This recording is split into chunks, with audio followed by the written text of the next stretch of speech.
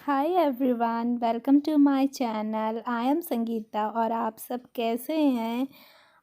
और ये मॉर्निंग का टाइम है तो मैं आज मॉर्निंग के ब्रेकफास्ट में बनाऊंगी स्प्रिंग अनियन के भजिए। तो मैं उसी के लिए फ्रिज से कुछ कुछ सामान निकाल ले रही हूँ जो जो चाहिए मुझे। तो मैं बताती हूँ मैं आपको कौन सी चीज़ का मैं भजिया बनाऊंगी। तो ये है स्प्रिंग अनियन। तो जो स्प्रिंग भाजी आती है, मतलब जो प्याज भाजी आती है, उसका मैं प्याज भाजी के अनियन को यूज़ करती हूँ। तो मैं उसी के आज पकौड़े बनाने वाली हूँ। सिर्फ उसके अनियन के जो पकौड़े होते हैं ना, काफ़ी टेस्टी होते हैं, मीठे मीठे होते हैं। तो मैंने यहाँ पे एक बाउल में बेसन लिया है, स्वाद के अनुसार नमक लिया है और ये ग्रीन पेस्ट लिया है जिसमें धनिया पत्ती, लहसुन और मिर्ची है। उसके बाद मैं यहाँ पे ऐड कर रही हूँ चंकी चाट मसाला। पकौड़े में अक्सर करके सारे टेस्ट का फ्लेवर होता है, तो मैं यहाँ पे चंकी चाट मसाला यूज़ कर रही हूँ। थोड़ी सी हल्दी पाउडर यूज़ करूँगी, लाल मिर्च पाउडर यूज़ करूँगी और धनिया पाउडर यूज़ करूँगी। ये 3 चीज़ें मैं यूज़ करूँगी। हल्दी पाउडर एकदम थोड़ा सा ही लेंगे कि बस एक हल्का सा पीला कलर आ जाए। वैसे इसमें हल्दी नहीं डालने पे भी, मतलब स्किप कर सकते हैं आप हल्दी। सबसे पहले मैं इसे ड्राई मिक्स कर लूँगी ताकि उसमें लम्स ना पड़े। फिर धीरे धीरे पानी डाल डाल के इसे एक घोल बनाऊँगी।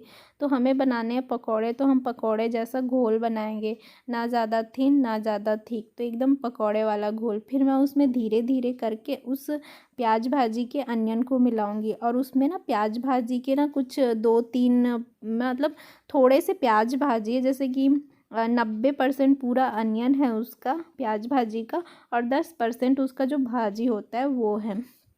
तो अगर आप इस कॉम्बिनेशन से बनाएंगे प्याज भाजी के पकौड़े तो आपको बहुत टेस्टी टेस्टी पकौड़े मिलेंगे, क्योंकि जो उसका अनियन होता है वो थोड़ा मीठा होता है और मीठे मीठे प्याज के जो पकौड़े होते हैं काफ़ी टेस्टी होते हैं।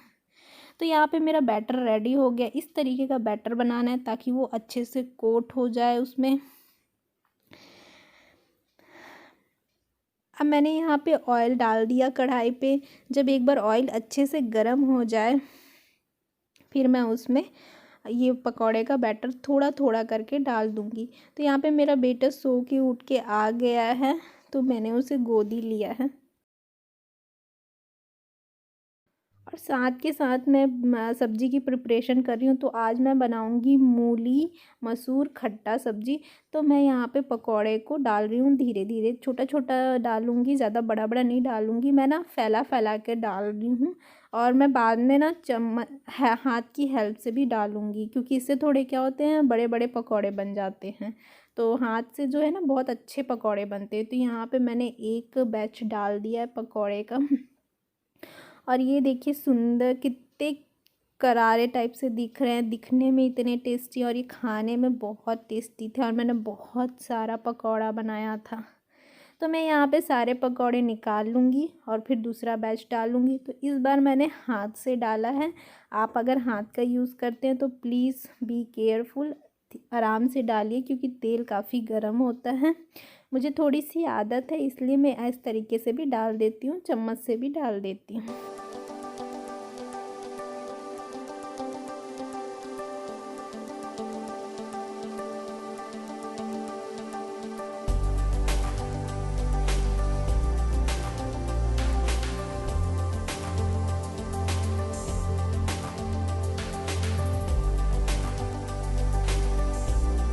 तो जब तक मेरा पकौड़ा तल रहा है तब तक के मैं यहाँ पे सब्ज़ी की तैयारी कर रही हूँ। तो कुकर पे मैंने मूली डाला था, मसूर डाला था और उसमें मैं अब नमक डाल रही हूँ, थोड़ा सा ये ग्रीन वाला पेस्ट डाल रही हूँ, उसमें थोड़े से हल्दी पाउडर, थोड़ा सा धनिया पाउडर ऐड करके मैं उसमें अच्छा सा पानी डाल के उसे एक प्रेशर कुक कर लूँगी। तो जब तक हम लोग नाश्ता वगैरह करेंगे तब तक ये प्रेशर कुक हो जाएगा। उसके बाद सिर्फ इसमें तड़का लगाने का काम बचा रहेगा। तो मेरा ऑलमोस्ट 80% काम कंप्लीट हो जाएगा।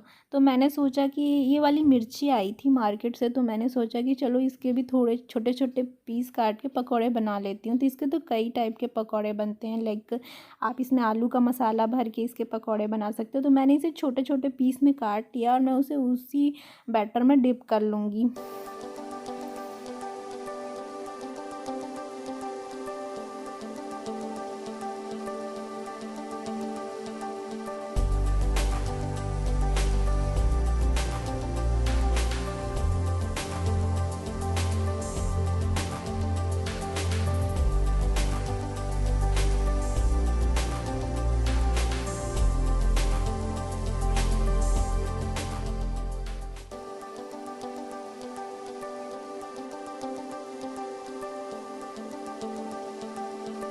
तो मैं यहाँ पे वो ग्रीन पेस्ट की चटनी भी बना रही हूँ। तो उसमें सिर्फ नमक और मिर्ची डालना पड़ता है।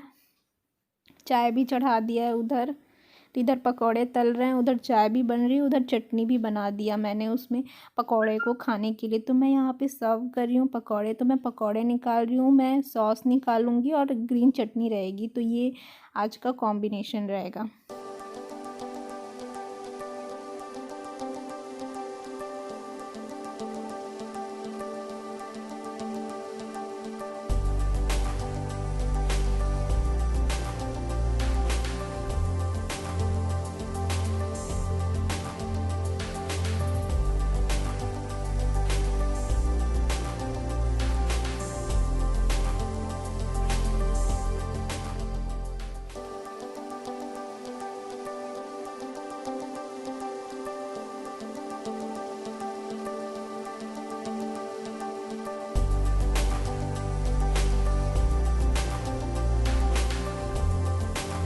तो ये नाश्ता वास्ता करने के बाद का टाइम है। तो मेरे ना कुछ कपड़े रह गए थे कल, अच्छे से सूखा नहीं था, तो वही कपड़े आज सूख गए, 2 घंटे में धूप लगी। तो ये पहले वाले कपड़े का लोड था, क्योंकि आजकल धूप थोड़ी ठीक ठाक नहीं है, तो कभी कपड़े सूख जाते हैं, कभी नहीं सूखते। तो सारे कपड़े वगैरह मैं निकाल लूँगी। और ये आई थिंक 11 साढ़े 11 का ही टाइम हो रहा है, 11 बज रहा था।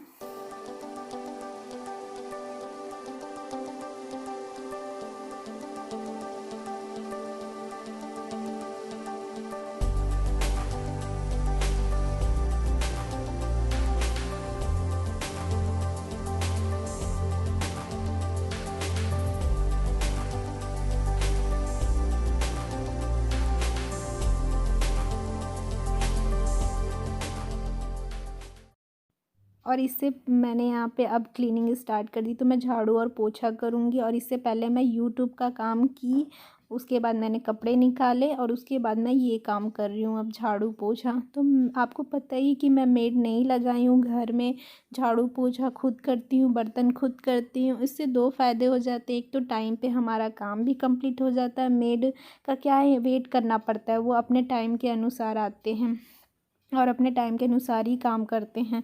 लाइक कभी हम ब्रेकफास्ट कर रहे हैं उस टाइम पे आ गए, तो वो मतलब अच्छा नहीं लगता, और ये अपने टाइम के अनुसार काम करना होता है। तो मैं यहाँ पे झाड़ू कर रही हूँ, फिर इसके बाद पोछा करूँगी।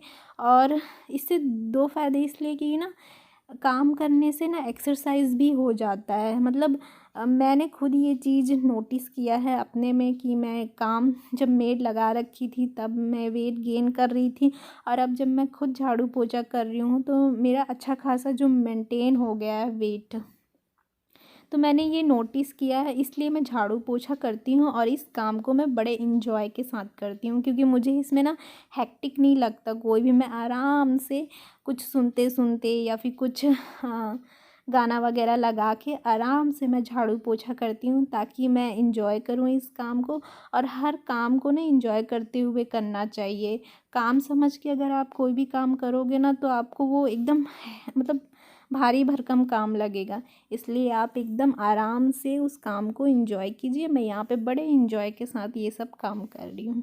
और मेरा घर काफ़ी साफ़ सुथरा रहता है, क्योंकि मैं अब हर काम को एकदम आराम से और एंजॉय कर कर के करती हूँ।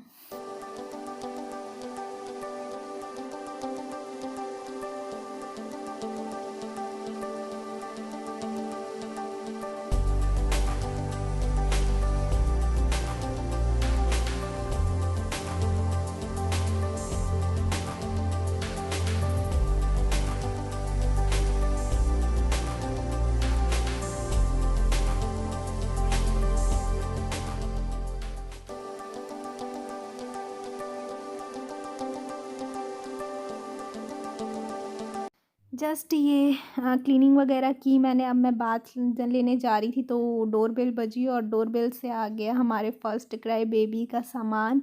तो हमने कुछ कुछ ऑर्डर किए हैं फर्स्ट क्राई का, बहुत कुछ ऑर्डर किया एक्चुअली। उसके कपड़े वगैरह काफ़ी छोटे होने लग गए मेरे बेटे के, तो उसी सब का अब ऑर्डर करते गई। तो विंटर के कपड़े हैं, पार्टी वियर हैं थोड़े से। और यहाँ पे तो पार्टी खैर अभी बंद है, वैसे पार्टी होती ही रहती थी, हर हफ्ते एक पार्टी रहती थी हमारे इस कॉलोनी में, पर अभी बिल्कुल भी एक भी पार्टी नहीं होती। तो अब तब भी पार्टी वियर के कपड़े मैंने लिए हैं उसके लिए, और थोड़े से टी शर्ट कैजुअल सारे लिए हैं।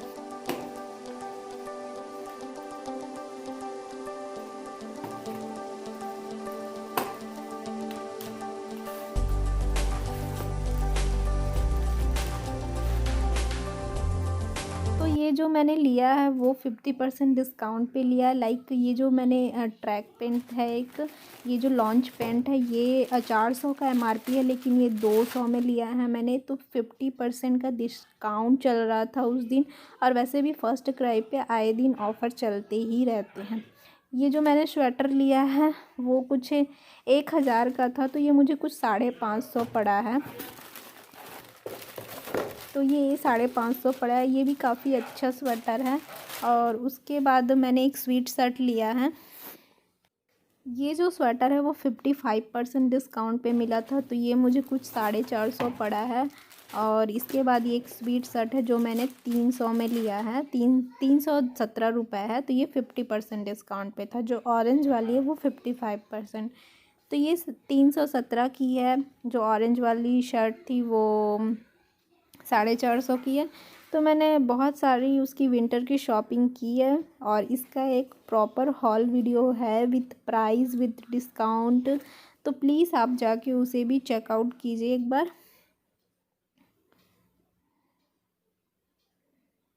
अब मैं यहाँ पे आ गई हूँ किचन। तो राइस बस बनना बाकी रह गया था, तो मैंने राइस चढ़ा दिया। तो आजकल मैं कुकर पे राइस नहीं बनाती हूँ, आजकल मैं इस तरीके से राइस बनाती हूँ। और ये राइस स्टेनर लिया है तो बहुत इजी हो जाता है, बस मैं उसमें चावल बना देती हूँ और बस इसमें मैंने डाल दिया और वो पानी अलग हो जाता है और राइस अलग हो जाता है। तो मुझे काफ़ी अच्छा लगा ये स्टेनर। और ये 100 रुपये का है। ये ना विशाल मेगा मार्ट गई थी तो वहाँ पर ऑफ़र चल रहा था, तो मैंने इसे ले लिया था। तो यहाँ पे खट्टे की सब्ज़ी को मैंने तड़का भी लगा दिया है। तो बहुत आज लंच ज़्यादा हैवी नहीं था, बस सब्ज़ी थी खट्टे वाली और राइस था। अब ये दोपहर का टाइम है, तो मैं यहाँ पे जो वॉल शेल्फ का काम मेरा इनकम्प्लीट था तो उसी को करूँगी मैं आज। तो ये फैब्रिक कलर है रेड कलर, तो मैं रेड कलर करूँगी अपने वॉल शेल्फ पे। और ये वॉल शेल्फ मेरे वॉल पे आज की डेट में लग चुकी है, बहुत ही सुंदर लग रहा है ये। इसका एक प्रॉपर वीडियो मैं कुछ ही दिनों में अपलोड करूँगी मेरे चैनल पे, तो प्लीज़ इसके लिए मेरे चैनल को सब्सक्राइब कर लीजिए। और ये जो वॉल शेल्फ मैं बना रही हूँ उसमें मुझे सिर्फ 300 का खर्चा आया है, और ये देखने में इतना सुंदर वॉल शेल्फ लग रहा है जैसे कि ना 1100-1200 का वॉल शेल्फ है। अगर आप अभी ऑनलाइन चेक करेंगे तो आपको यही वॉल शेल्फ 1100-1200 में मिलेगा, जो मैंने 300 में क्रिएट किया है। तो मैं यहाँ पे ये वॉल शेल्फ का मैंने ना पहले जो इसके आगे का पार्ट है उसको मैंने ना पहले भी, जो मैंने इसके पहले इसे पेंटिंग की है, इसे काटने के लिए दिया था मार्किंग करके, ये सब मैंने किसी व्लॉग में इंक्लूड किया हुआ है। तो मैं यहाँ पे 3 ठो जो छोटे छोटे हैं उसको मैं रेड कलर कर दूँगी और जो बड़े बड़े हैं उसको वाइट कलर कर दूँगी। तो मेरे रेड कलर ये हो गए हैं, एक साइड से हुआ है तो मैं इसे धूप दिखा देती हूँ ताकि वो जल्दी से सूख जाए। वैसे ये काफ़ी जल्दी सूख गया था। फिर मैं यहाँ पे वाइट कलर वाला वाइट कलर कर लूँगी। तो नीचे मैंने पॉलीथीन बिछा रखी है ताकि टाइल्स पे ना लगे, और मेरे पास वाइट कलर एक्स्ट्रा बच गए थे निकले हुए, तो मैंने यहाँ पे एक पॉट को पेंट कर दिया। और ये जो यहाँ पे दिख रहा है आपको जो येलो कलर का मैंने पॉट बना रखा है, वो पता है जो गुलाब जामुन के डब्बे आते हैं उसको मैंने इसमें पेंट किया था। तो मैंने पहले वाइट कोट किया था, फिर उसके बाद इस येलो किया था। ये बहुत अच्छे लग रहे हैं। और मेरे पास अभी 2-3 डब्बे और रखे हैं जिसको मैं पहले थ्रो कर देती थी, लेकिन अब मैं उसे यूज़ करती हूँ। तो मैं यहाँ पे इसको वाइट कर रही हूँ, तो मैं बहुत रफली कर रही हूँ। अब यहाँ पे मेरे हस्बैंड मेरी हेल्प कर रहे हैं इस वॉल शेल्फ को बनाने के लिए। तो इस तरीके का एक एल क्लैंप आता है, ये मैं पास से आपको दिखा देती हूँ। तो मैं तो शाम का टाइम हो चुका था, तो मैंने चाय चढ़ा दी ताकि चाय भी हम लोग पी लेंगे और ये वॉल शेल्फ का काम कर लेंगे। और हिमांक अभी सोया हुआ है, तो ये बड़े आराम से ये काम हो रहा है। तो मैं आपको बताती हूँ कि आगे इस वॉल शेल्फ को कैसे हम लोग इंस्टॉल करेंगे वॉल पे। तो यहाँ पे मेरे हस्बैंड उसको जो है होल करेंगे, 2 होल होल करेंगे जो एल क्लैंप से। तो वहाँ वो मार्किंग कर रहे हैं, एकदम 2 मार्किंग ली है उन्होंने बीच में ही, मतलब एकदम बराबर बराबर मार्किंग ली है 2 बार। इसका प्रॉपर वीडियो मैं कुछ ही दिनों में अपलोड करूँगी, तो प्लीज़ उसको जाके चेकआउट ज़रूर कीजिएगा। और यहाँ पे वाइट वाले का भी एक प्रॉपर मार्किंग कर रहे हैं, फिर वहाँ पे वो एक ड्रिल करेंगे।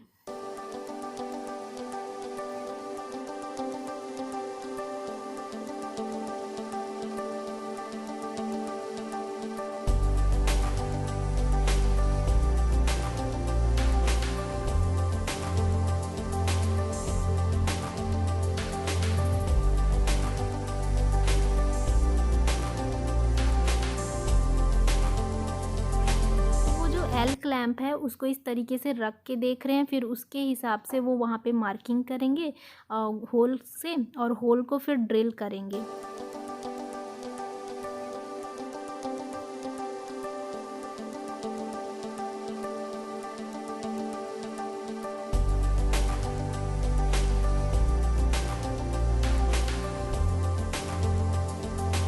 तो उसको मार्किंग करने के बाद वो होल को मार्क कर लिए थे वहाँ से, और उसके बाद उसको अच्छे से ड्रिल कर रहे हैं। तो ड्रिलिंग का काम थोड़ा सा हार्ड होता है, तो ये वो ही कर रहे हैं, मैं नहीं कर सकती ये वाला काम। और मैंने ट्राई भी नहीं किया क्योंकि वो घर में थे तो उन्होंने ही किया। और मैं बेबी को भी उधर से देख रही थी, मतलब उसको भी देखना था, वो उसके भी जगने का टाइम आ गया था। तो वहाँ पे वो जो भी नाप वाप के होल कर रहे हैं ड्रिलिंग्स।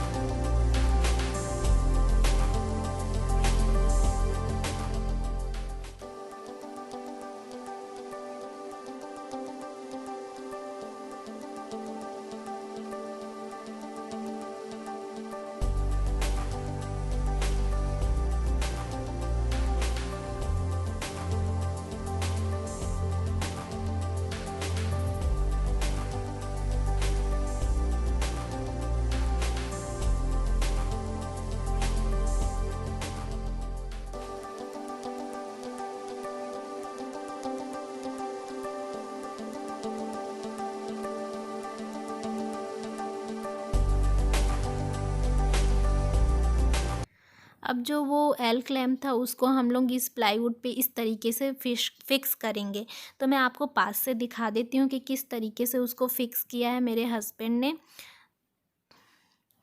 एक ड्रिल किया था, फिर उसी में उसको उन्होंने एक जो भी नट आती है उससे उसको फिक्स किया है। इस तरीके से आप देखिए, इस तरीके से फिक्स कर दिया है और नीचे एक बोल्ट लगा दिया है, नट बोल्ट बोलते हैं उसको, वो लगा दिया है। और ये नट बोल्ट जो होता है वो 2 रुपए का एक मिलता है सेट, और जो एल क्लैंप है वो 5 रुपए का मिलता है। तो एक शेल्फ में 2 एल क्लैंप मतलब 10 रुपए का एल क्लैंप, और 2 नट बोल्ट मतलब 4 रुपए का नट बोल्ट, और ये जो है वो। प्लाईवुड। तो इसका टोटल कॉस्ट मुझे पड़ा है 300 रुपये। तो मैंने 5 ठो को हॉल में लगाया है, 2 जो प्लाईवुड के टुकड़े थे, मतलब ये वाले टुकड़े, वो मैंने अपने बेडरूम पे लगाया।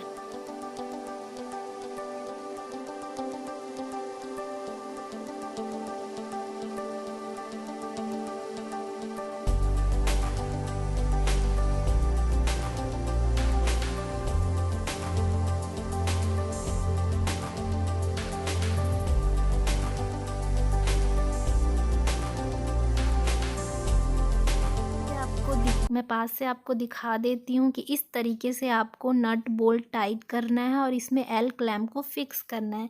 फिर आप इसको वॉल पे कैसे हैंग करेंगे ये भी हम बताएंगे आगे। तो इसके लिए मेरे चैनल को सब्सक्राइब कर लीजिए फटाफट, क्योंकि मैं इस तरीके की DIY वीडियोज़ भी लाने वाली हूँ। अब तो इसका आगे का पार्ट मेरे नेक्स्ट ब्लॉग पे है, तो प्लीज़ उसे ज़रूर फॉलो करें और सब्सक्राइब कीजिए मेरे चैनल को।